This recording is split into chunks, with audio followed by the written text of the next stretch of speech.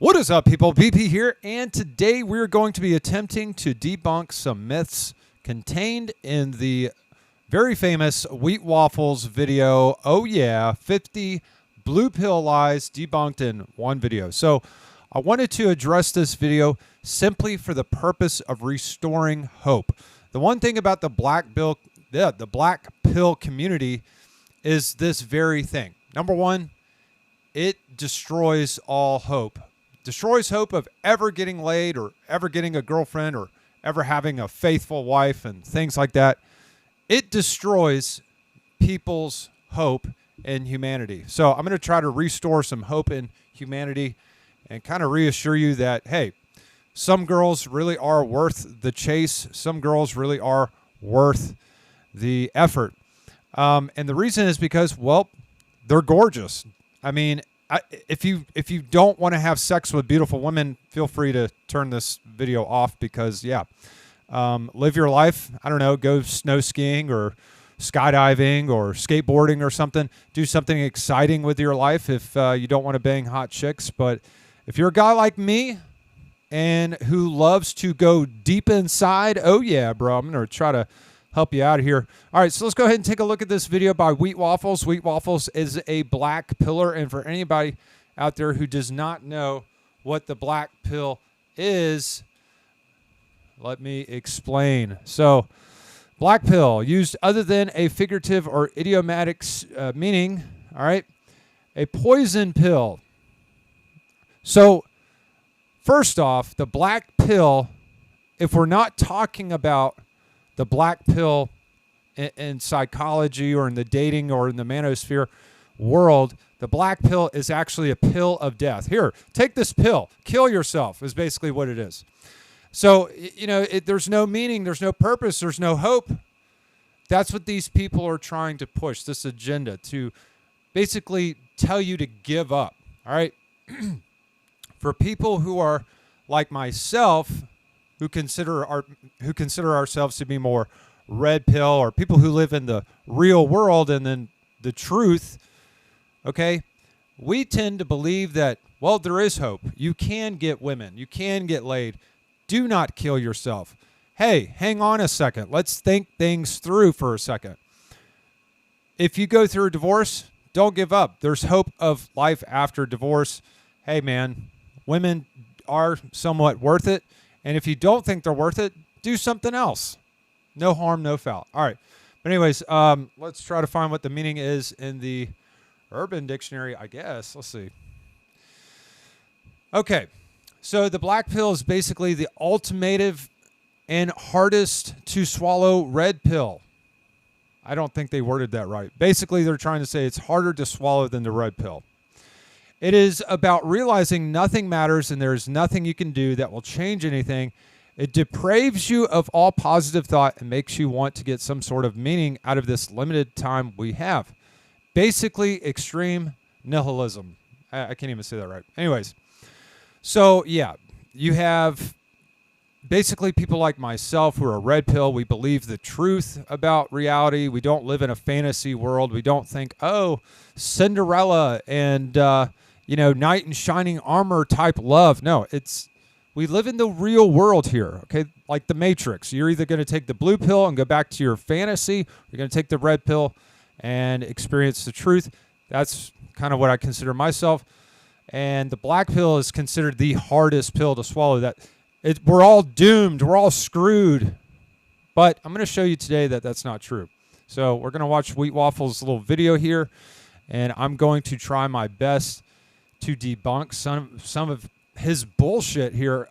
Even though I do appreciate some of the truth, quote unquote truth that he has in his videos. He's an excellent YouTuber, probably one of the best, despite his only 64,000 subscribers. Much better than my channel, which is only like 26 subscribers. So well done, Wheat Waffles. You are more successful than me, dude. But anyways, let's go ahead and get right into this. Welcome back. Today I have 50 lies and phrases you'd have heard as a child split into each of these categories. Starting with dating advice. Lie number 1. Just be yourself. Reality, you can only afford to just be yourself if you're attractive enough in the first place. Meanwhile, for anyone who's unattractive, it will be irrelevant because they'll get rejected based on their looks anyway. And for anyone average, jester maxing will be required to get any attention. Lie number 2. Okay. Let's go ahead and address the main focal point of the black pill community. That looks are the only thing that matter. And let me just briefly tell you guys about porn. Have you ever heard of porn? Porn is like one of the most dominating things on the internet. What is porn? Porn definition. I can't even spell. Pornography. Television programs, magazines, books, etc. that are regarded as emphasizing the sensuous or sensual aspects of a non-sexual subject. Blah, blah, blah. Anyways, you guys know what porn is, okay? Porn basically explains to us when we're watching it, it shows us proof that you could be an ugly douchebag and still bang beautiful women, okay? How many guys have you seen in porn that are absolutely old, atrocious looking, or have a big belly and they are still banging hot chicks, okay? That proves my point that looks do not always matter, okay? I've met numerous men in my own personal life who have had sex with gorgeous women, okay? The reason why people, they hold so tightly onto these no-hope sort of fallacies and beliefs is because, well, it's kind of like, what is that? It's catastrophizing. If you don't know what catastrophizing is, basically it's making the assumption that we're all doomed or it's hopeless. And actually, they do that for the sole purpose of giving themselves no excuse to be let down. I don't know how to define that. Catastrophizing. Let me see if I can just find a good definition. Will Wikipedia help me out? Catastrophizing is when someone assumes that the worst will happen. Okay, yes, that's what it is. Thank you, Bing. Okay, so when you assume that the worst is going to happen, you typically will expect that that will not happen. So, for instance, if you go up to a girl assuming the worst, that she's going to call the police on you for harassing her simply when you just want to ask her out, and then she does not do that, that means you're not let down. So you like to be surprised with good things or good outcomes. But basically, guys hold on to this catastrophizing mindset of the black pill because they don't want to be let down. Oh, I'm not good enough. Oh, I'm not handsome enough. No one loves me. And then someone comes around and they pity them and put their arm around them and say, there, young man, I will have sex with you. And it's a gorgeous woman. That's what they really want. So that's what like the black pill really is. Unfortunately, people take it to the extreme, give up all hope. And yeah, here we have a bunch of sexless men and a bunch of women turning gay because guys don't chase them. So anyways, all right, lie number 2. Let's go ahead and listen to what he has to say. Be someone you yourself would want to date. Reality, this phrase is in direct contradiction to the last one. First you say just be yourself, now you say be someone you would want to date. Which is it? Lie number 3, just... Okay, I would have to agree, just be yourself, because who else could you be? Do you want to be a fake poser? Let's continue. Be confident. Reality, your looks is your confidence for the most part. Let me ask you, who looks more confident out of these 2 guys? Lie 4. If I ask 100 girls out, at least one of them will say yes. Reality. By the time you've asked out 2 or 3, your reputation will be in tatters, and from now on you'll be forever known as the man who hits on every girl. Okay, let's prove this one wrong in like 5 seconds. Asking 100 girls for sex. So if you click on any of these videos here, you can actually see the social experiments that these guys have done. I've watched this one, as you can see. And surprisingly enough, with this one with 8 million views, there's actually been quite a few girls that actually agreed to having sex. And if they didn't agree, they gave some sort of excuse that led you to believe, well, they were at least open to the idea. So, and we could take a look at this guy right here. Wondering if you wanted to go have sex. In my opinion, he's not the most attractive guy. He's not the tallest guy.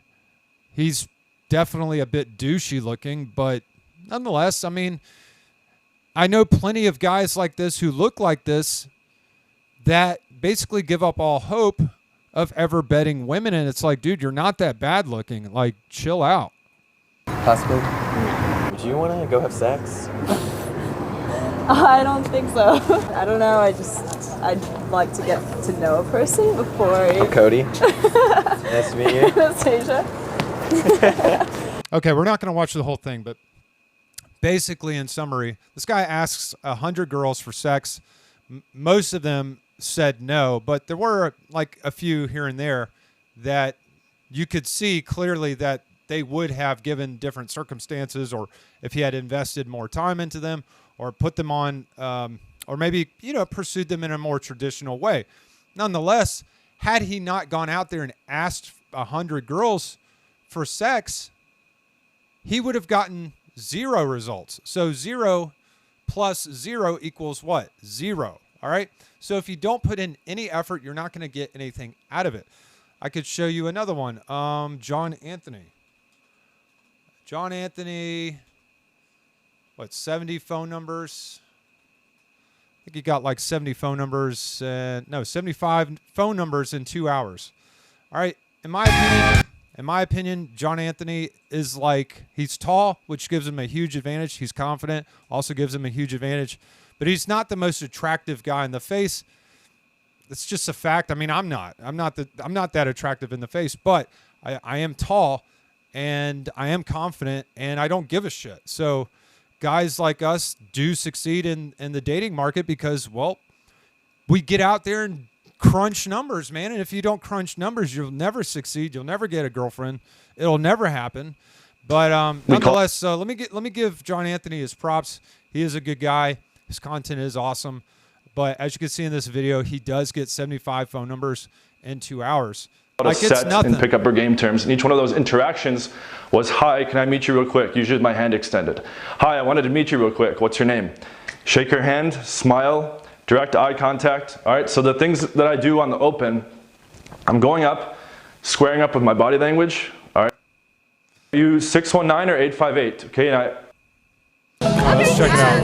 762. I'm 707. 310. do you want to meet after this? I was getting a cigarette. Here, get this one. 818. 732. Can you tell? Do like 5.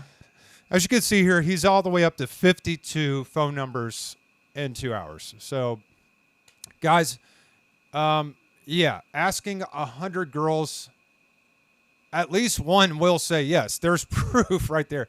And if you read in his comments section, he actually says that out of those 75, he closed on, I think he said 6. Let's see. Yeah, he says right here, I actually got 6 closes from the ones I got. So there you have it. I mean, if you ask 100 girls, if you're halfway attractive, if you're halfway confident, if you're not weird and you don't come across as a douchebag, obviously you're going to get at least one of them. So that is not a lie. All right. And your reputation will not be destroyed. John Anthony has made all kinds of videos that people have disagreed with, have not liked. And guess what? His reputation still stands to this day. And he's doing just fine in the dating market. All right, now let's continue. Lie 5. Always reply to a woman's text as fast as possible so she knows you're available and interested. Reality. Responding immediately every time a text comes through is probably the fastest way to make a girl lose interest. Lie 6. Don't be too eager in the early stage, otherwise you'll scare her off. Reality, again, in direct contradiction to the last point. Which is it? Be patient or respond readily and fast? Okay, let me explain the lie number 5. Lie number 5, I think he said, dang, I can't even. Lie 6, oh my gosh. Known as the responding immediately. Okay, so he's talking about don't be too eager or, reply to the text immediately. Here's my philosophy. All right. As soon as I get a phone number, I don't wait 3 days to text her. I text her on the spot. Okay. I get the number. I text her immediately. I show interest. All right. Because a lot of girls, if they're feeling you out, and if they feel that you're not interested enough, they're gonna lose interest. So the more interest you show, the more interest she'll show back. So if you show that like you're not interested at all or you don't care, they're not gonna care. So that's just the reality. The other thing is, what was it? Every time. Number 6. Don't be too eager. Okay, don't be too eager. I think you should be eager, and the reason is because like I've talked to plenty of women, I've banged lots of chicks. And most of them have said they want to be approached in public. They want guys to be eager. They want you to come up and say something. Hey, you're gorgeous. I'd love to take you out. Can I get your number? They love the attention. All right, pay attention. If you live down in the southern states of the United States, like South Carolina, Georgia, Florida, all right, here at the beaches, come May, June, July, the beaches are going to be full with women with their asses out, hanging out of their freaking bikinis. And what are they there for? Okay, they're there to advertise, right? They're advertising their sexual market value. So they want you, the regular guy, all right? They want you to approach them and give them a compliment. Hey, how's it going? You look gorgeous out here. I don't mean to disturb you, but can I get your phone number? And I'll let you go about your merry way. I had 2 chicks on the beach come back with me to the apartment I was staying in. We had a pool. And 2 girls came back with me to the pool. This was like 5 years ago. Both with their tops off, took their tops off, hung out with me for the whole day. So, guys, it does happen. You can get girls on the beach. You can get girls in the streets or wherever if you just put yourself out there and don't be scared. Don't be a bitch and freaking bitch out. So that's the key here. Don't take this this negative mentality, this catastrophizing mentality of, oh God, I'll never get a girl. Yes, you will. Put in the work, have some game, and do the work. Get out there. Anyways, I don't want to make this too long, but I just wanted to touch on a few points that Wheat Waffles had made. Obviously, you can go see the rest of his video. It's very lengthy. I only got to like lie number 6, and there's obviously like 50 lies here, but I think you get the idea. But we could go on and on and on. I could debunk all of these. But yeah, if you guys like this video, let me know down in the comments below. Thanks for watching. I am BP.